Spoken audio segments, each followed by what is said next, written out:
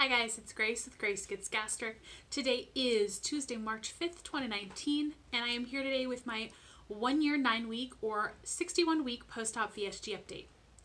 To start off with stats, again, my name is Grace. I am 5'8", 28 years old, and on January 2nd, 2018, I had the Vertical Sleeve Gastrectomy or VSG weight loss surgery.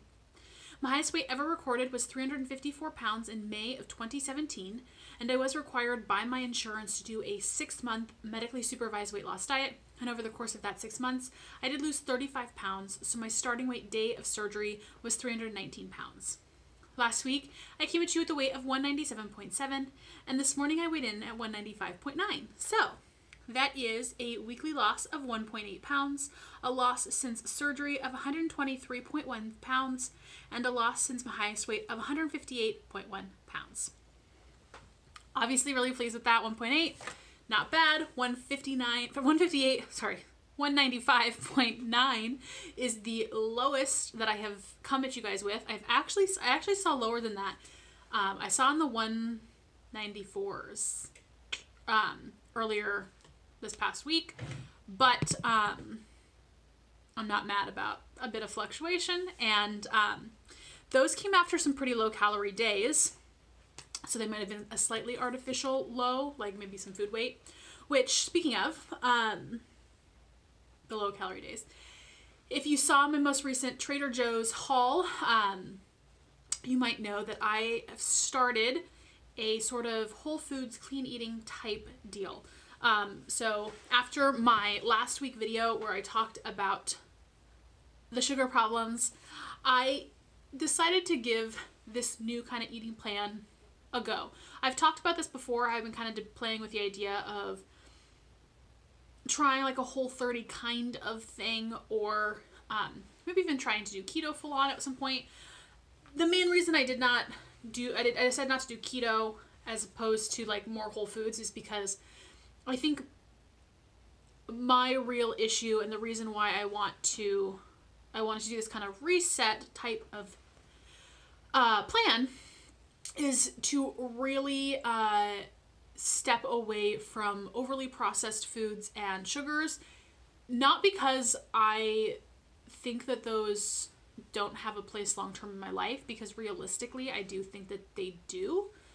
But one, I do think it's optimal to be eating whole foods, and I know if I did keto, like I would just it's too easy for me to still eat a lot of protein bars and keto desserts and all of that stuff, and frankly, like I would rather be a slightly higher carb and eating fruit than eating erythritol. Like, everyone has their own opinions on that. I believe that that is better for you. And so that is what I'm doing. And I'm at a point where I do need sweets in my diet, whether that is from natural sugars in fruit or from artificial sweeteners. Like I am not yet at a point where I can quit cold turkey, and trying to do so would cause me to binge. So I'm not going to. The whole point of doing this is to kind of step away from disordered eating. I don't believe I have an eating disorder, but I do occasionally have disordered eating, and I have been really trying to focus on eating when I'm hungry, paying attention to my body and my hunger cues, stopping the snacking and the grazing when I'm not hungry, and a lot of those hyperpalatable foods very easily lend themselves to doing that kind of stuff, which I've always known. And I can go, I went like 6+ months after surgery managing that just fine. It was kind of starting to snowball a little bit, and so I thought, hey, a little bit of a reset would be nice. So my plan is to do this sort of Whole Foods type thing until the end of March when I go to New Orleans, because I'm not going to try to stick to that while I am on vacation, though I am planning to eat well, mindfully, nutritionally, good foods, but will likely have some indulgences as well, or just not like, I'm probably, when I'm traveling, it's much harder for me to hit my macros. I tend to eat less meals, so I'll probably be eating some protein bars. I tend to do that. Anyway, Sidebar, I'm obsessed with this right now. It's passion iced tea from Starbucks. No water with the strawberry infusion, which is basically just strawberry tea, with some light heavy cream and a little bit of sugar-free vanilla. So good. Which, speaking of, I can talk a little bit about the Whole Foods actual plan that I'm doing. So basically nothing super processed. It's very similar to the Whole30, but I'm not particularly caring about the small print in terms of ingredients. I'm trying to like get good ingredients, etc. But like if I buy bacon, I'm not gonna freak out if it's got sugar added, because almost all bacon does. I'm not like trying to spend $10 and drive all the way to Whole Foods to find no sugar added bacon. It's a minimal enough amount that I'm not worried about it. I am allowing dairy, specifically in the form of like heavy cream, cheese, like cottage cheese, plain Greek yogurt if I want. I haven't had that yet, but I don't have a problem with dairy, so I am allowing minimal amounts of dairy. And I'm allowing sweeteners, sugar-free sweetener, only in coffee or like beverages like this. I'm not having water enhancers, but sometimes like I just need a little bit of sweetness, so I'm okay with that kind of minimal amount. For the most part, I'm trying to stay away from things like protein shakes as well. I actually have, since I've done this, it's been like less than a week, I have had 2 protein shakes because I was just so low in calories and protein naturally from eating and paying attention to my hunger. I'm starting to balance it out a little bit more and kind of eat at a level I'm more comfortable with. I mean, even with the protein shake, I was only like at 800 calories one of the day, which is very unusual for me at 14 months, 14 months out. So, and I was not really comfortable with like 40 grams of protein, just personally. I am trying to build and or maintain muscle, so it makes me just nervous. I know one day isn't going to kill me, but I was like, I'm fine with having a protein shake. It was the end of the night. It was like, okay, it's a sweet thing. It's like my dessert. I did like a good protein powder and almond milk, so I was okay with it. Anyways, that's kind of what's happening. So far, so good.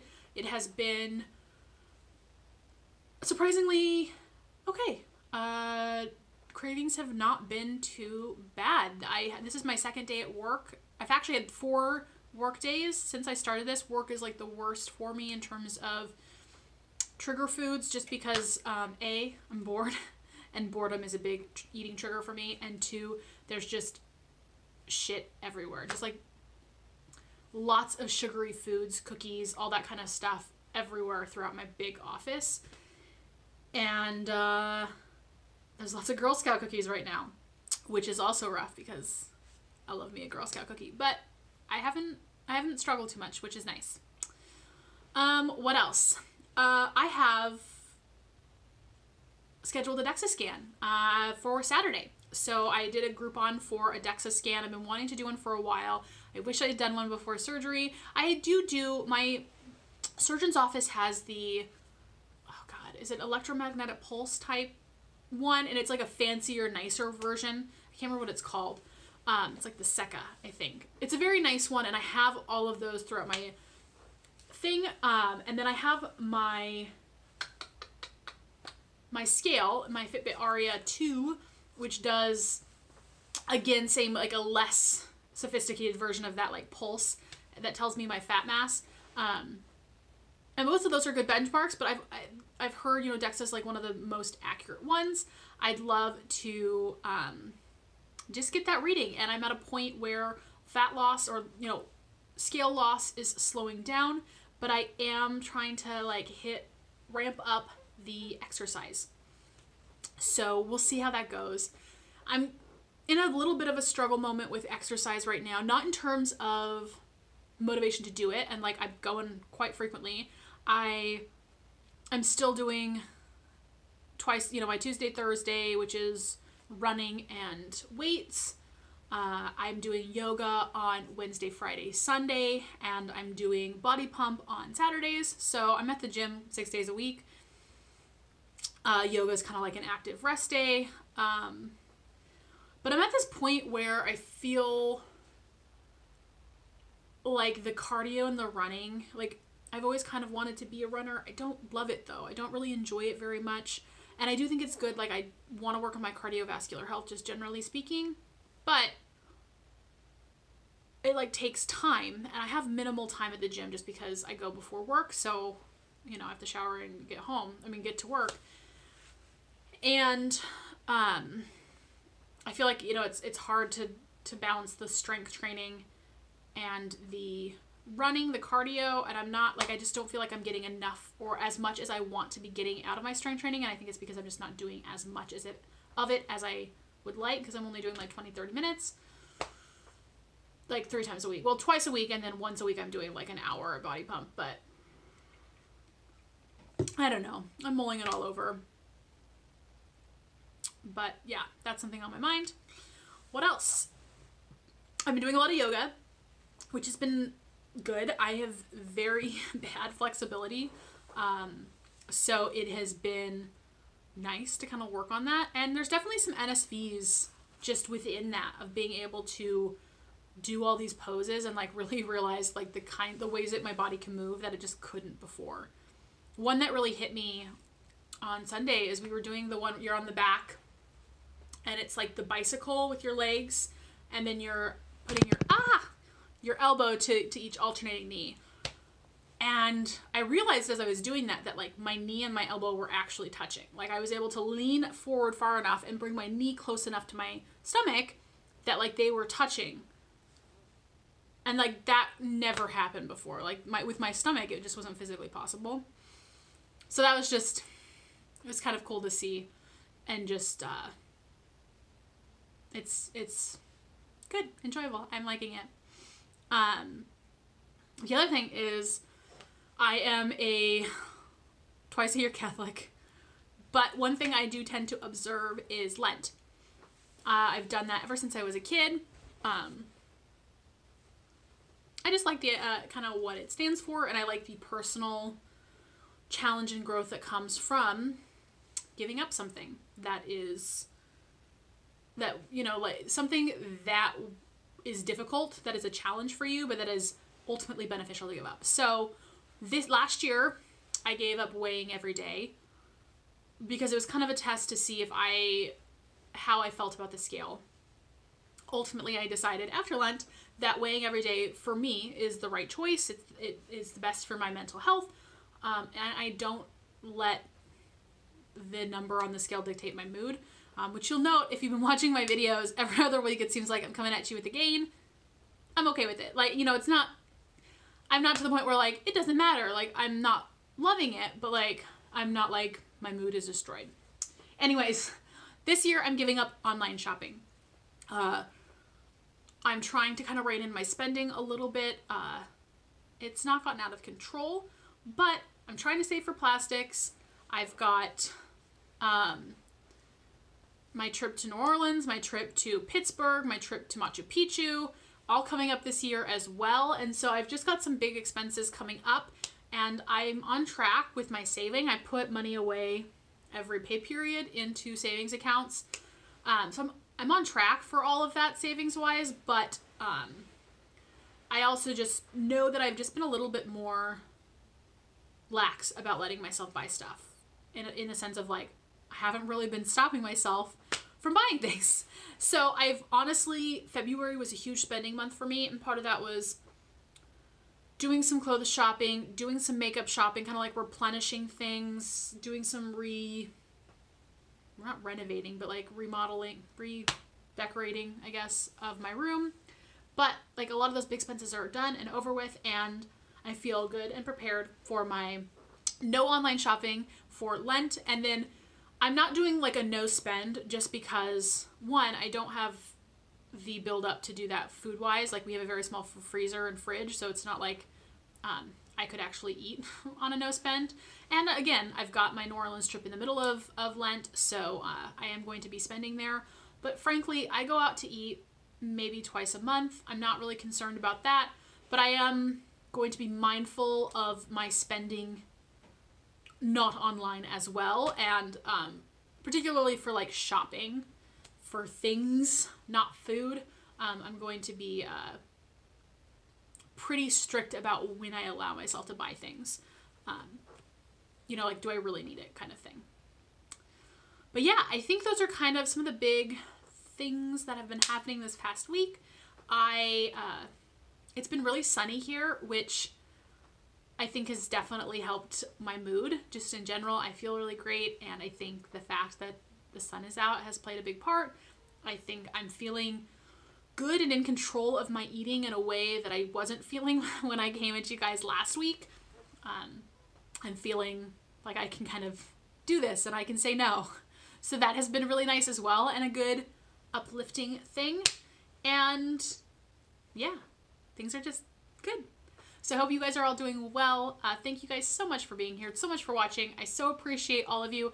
And I don't think I specifically mentioned this, and I should have at the beginning of this video. Thank you so much to everyone who did watch and comment and leave love and support on my last week's video on the sugar issues when I was kind of going through some stuff. It really means a lot.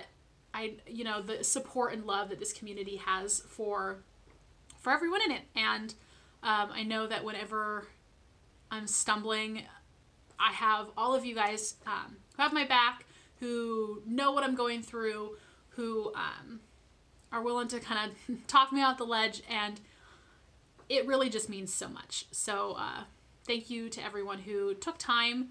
I have a lot of comment anxiety. I kind of hate leaving comments.